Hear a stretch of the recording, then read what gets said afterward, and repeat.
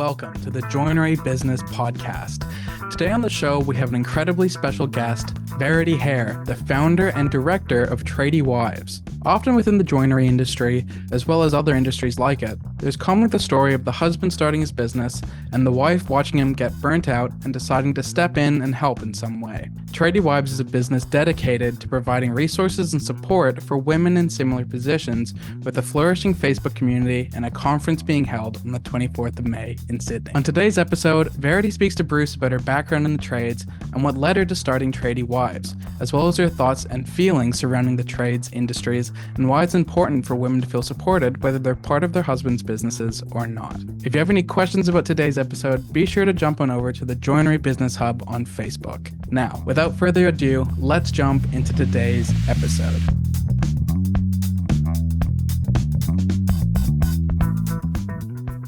All right, everybody, welcome to the Joinery Business Podcast. I've got a special treat for you today. I'm joined by a wonderful lady by the name of Verity Hare. Hopefully I've said that correctly. You have? Yep. And Verity is from a really amazing group, organization. Basically, you're women, wives of tradies, essentially, aren't you? Yeah. We need more of these sorts of situations. So, Verity, what I'll do is I'll just do what I normally do, which is kind of go into a corner and shut up and let you introduce yourself and tell us all the good stuff about you. So I started, firstly, thank you for having me. It's so great to be on your show. I started, I think it was back in maybe 2015, 2016. My husband's a landscaper, so he's got a landscaping business. And then he also thought, why not start a roof restoration business as well? Throw that into the mix, because why not? Didn't have enough to do. So he started that and it was all going really well. But I'd watch him all day, like on the tools, painting roofs in the heat, coming home being so exhausted and just having all these quotes and invoices and people calling. And it was sort of like stressing me out, and I could see it was stressing him out. And I thought, he's so good at what he does. The business stuff he hates, doesn't really necessarily have a lot of experience in. I feel like I could really add some value. My background is marketing and advertising. And I was like, I feel like I could take some of that strain away and let him do the thing that he loves. And then sort of me help in the background, sort of growing the business a little bit. And so I started doing that like just one day a week. And then it went really well. And then I went full time. I had no idea what I was doing, no idea where to find an apprentice, no idea how to find an accountant, someone to do the website. And I was like, there's got to be other women doing this, the same thing that I'm doing. So I was like, I wonder if I start a Facebook group, if I can connect with other women and they can perhaps help me, like, they've probably been there, done that, they can help me kind of find, all these answers. And I was like, stupid, no one's going to join this. And I remember, careful what you wish for. I know. And I remember at the time getting one of my best friends. I was like, look, I'm starting this Facebook group. I have to have one person to make it legit. So can you be that one person? And then they'll let me start one. And then she was like, look, if you get 20 people to bounce ideas off, that's great. Anyway, fast forward a couple of years, we've got over 25,000. So it turns out that how I was feeling, whereas how a lot of other women and couples in trade were feeling as well. And so from there, it sort of evolved into a business of its own, with online directories and a business academy and that sort of thing. So it's great because we've really connected with some incredible women and we all help each other, which is lovely. Yeah, that's really cool. Love to hear that story. It sounds, and I can kind of tell by the expression on your face that you love what you do.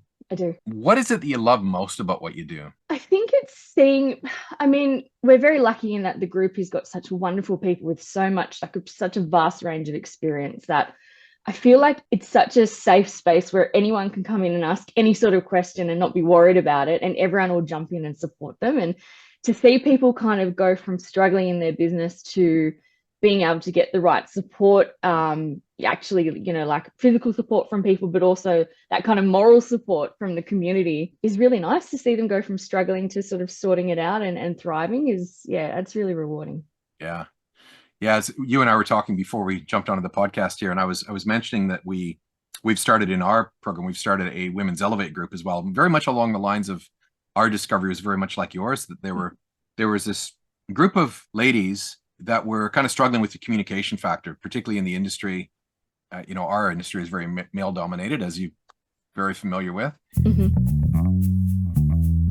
I'd love to hear a little bit of the journey that you've been on and how you've created some solutions around how do you help people make that connection in the communication? Because, men have communicate one way, and even today I don't even know if it's politically correct anymore to talk like this, but I think it's true. I think, men have a mindset and they think a certain way, and women do tend to think slightly differently. How have you found success in making that connection between the two? You're so right, because and I see this firsthand with myself and my husband, where I will spend so much time going, Craig, we need to put this system in place, we need to do this, we need to get this program, we need to do all of this. And he's like, no, I'll just stick with my Excel sheet. He's very like, I'll do the background work, and then he'll just be like, keep going back to that Excel sheet that he's had forever and ever. It is hard, because I feel like tradies are obviously very busy on the tools. They don't have a lot of time to think. So then when they come home and we're kind of like, hey, we need to do X, Y, and Z, and we need to do this, and you need to connect with this person, they're kind of like, oh, I've got, a lot on my plate. So the way that we found it, and I see a lot of people in the group, it's sort of finding that right time, setting aside perhaps one dedicated time of the day where you go, all right, we're both going to come together and we both know that we're just going to have half an hour to chat about the business, and then we can kind of go about doing our own thing. But we have to dedicate this time every day, and we both know it's coming in order to get ahead. So I feel like having that time set aside is really great for communication. Yeah, because you enter those conversations at different energy levels if you don't prepare for it, right? Because he's probably on a down, and you're probably on an up because you're ready to get shit done, and he's going, I'm just ready to park my brain for a little while. Yeah, absolutely. And he's definitely like, for myself and Craig will come home after a huge day and be exhausted, whereas I'm kind of just like revving up, and I'm like you said, I'm like, okay, we've got this, this, and this, and this. And he's like, I just want to lie down, have a beer and lie down. Yeah. So tell us a little bit more. I'd love to hear more about the help that you give your group. How does that work? Like, how do they work with you? What's the typical day, week, month look like with your group? So we've sort of implemented a business directory. So we have like accountants, bookkeepers, web designers, coaches, that sort of thing. So they're all on our directory, and they've sort of become our trusted partners. So a lot of the questions that we see coming in are quite the same, like a lot of the same sort of things, like how do I find a good bookkeeper? How do I, do my SEO? How do I do this and that? So we've sort of partnered with some great businesses who are there to offer that support. So they kind of know the questions that come through, and they'll jump on and sort of answer questions and add, their sort of 2 cents, and then they can go on and work with them if they feel like they're the right fit. So that's sort of primary thing. And then we've also created a business academy of our own, a TradieWives business academy, just to take it a little bit further, because the group is quite chatty. There's a lot of activity in the group, and to be able to separate that kind of like people that just kind of want to really build the business, and we've got like monthly masterclasses and tools and resources and that sort of thing, and we catch up once a week. So so that's sort of how we sort of go about supporting the community. But yeah, just generally a lot of people just like to jump in and just have a chat and just share something funny and unwind from the day. And sometimes that's all you need, right? Is just to know that you're not alone, like you're not the only one. That's I know our community is a little bit like yours, where we've got like-minded people together that never thought there was anybody, like it's just me suffering this way. And no, actually everybody that runs a business like yours is suffering that way. Yeah, completely. Yeah, just being able to have that conversation is very helpful. So what does this year look like for you guys? Like every year, I'm imagining that your business growth is planned, and year on year it's going to be different. What does 2024 look like for you that's different than 2023? Well, it's actually, we don't really have plans with the past couple of years, because it has just been it was a total accidental kind of thing that this turned into a business. So we've really just been treading water and just kind of trying to keep up with sort of what the community needs and how we can add value. So I've just started being able to grow the team a little bit. So now we're just starting to be able to put plans in place. But 2024, our main thing is we're having our first ever TradieWives conference. Wow. So the community's been going for about 5 years, and this is the first time we've ever had like a live event. So that's happening in Sydney in May. So we're really excited, and that's kind of taking up all our time and energy at the moment. Yeah, it's great, isn't it? Doing actual physical humans in a room. Yeah. COVID kind of took that away from us for a little while. Yeah, absolutely. And I think everyone's wanting to, I don't know if you've noticed the same, but most people are now wanting to come back to meeting in person again. Oh, for sure, yeah. Everyone's sick of the online thing now. Well, I think, COVID had some benefits. Not that the pandemic is good, but it did teach us that we can do some great work virtually. Certainly that is what our group did. We're setting up workshops in the UK and New Zealand and the United States, never physically been there, but when we can be there, it's certainly, a higher level of value for sure. Yeah. But getting back to doing live events, we did our first live event last year, and it was just wonderful. Just being in a room with people was so good. Yeah.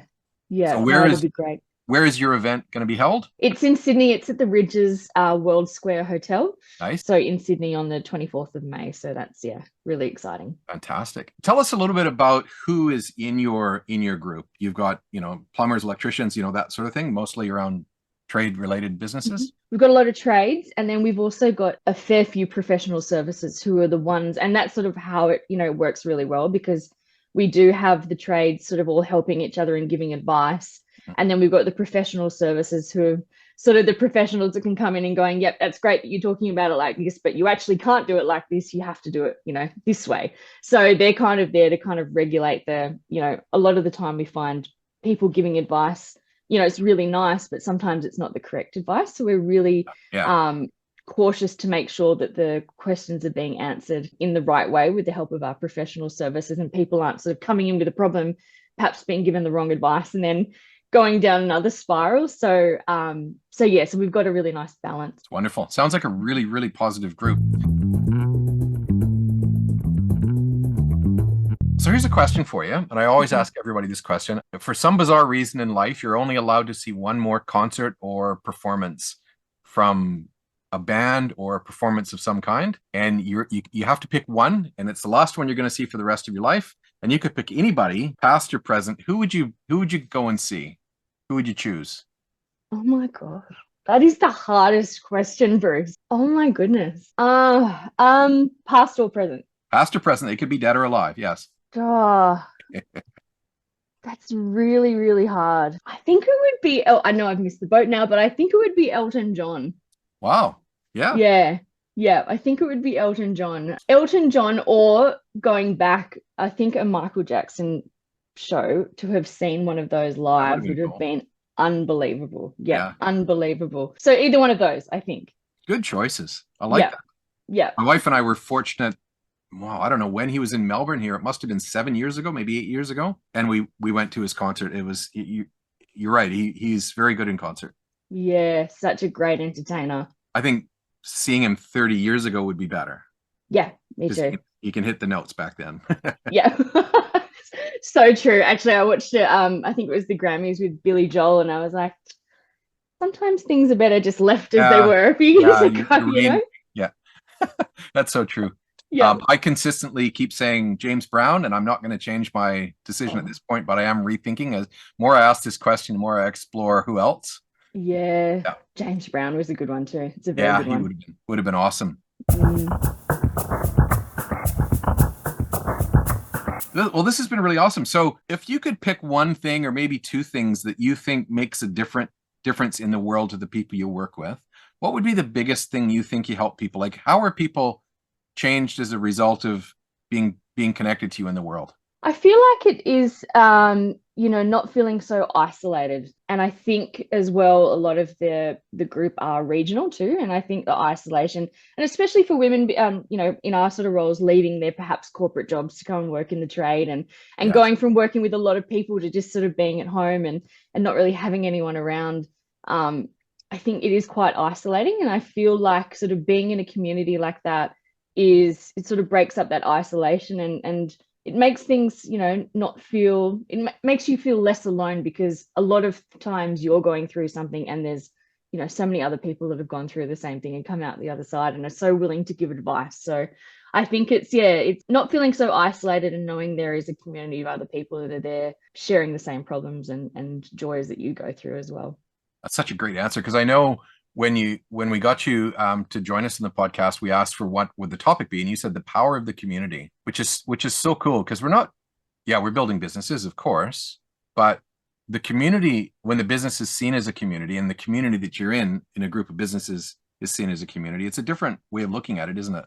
Yeah, completely. Yeah, communities support each other and trying to build each other up rather than look for weaknesses. 100%. And you need it. You need that in business. You need those people around you cheering you on and wanting the best for you, because that's what it's all about. So do you have now, of course we won't use any names or anything that would identify someone, but do you have a story of somebody that you've connected with and has really benefited from the group that you put together? Yeah, we do. We've got quite a few, which has been really nice. There was two in particular that spring to mind. One was a lady who'd been chasing a huge debt for a long time. Wow, and it was a late payer, as we've probably all experienced. And they were just, going down every avenue to try not to pay this bill. And she'd sort of come to the group and said, it's this amount of money. And everyone's like, oh my gosh. And she said, I've just had enough. I want to give up. And everyone's like, don't give up. There's no way. You can't just let them get away with it. And everyone supported her and gave her contacts and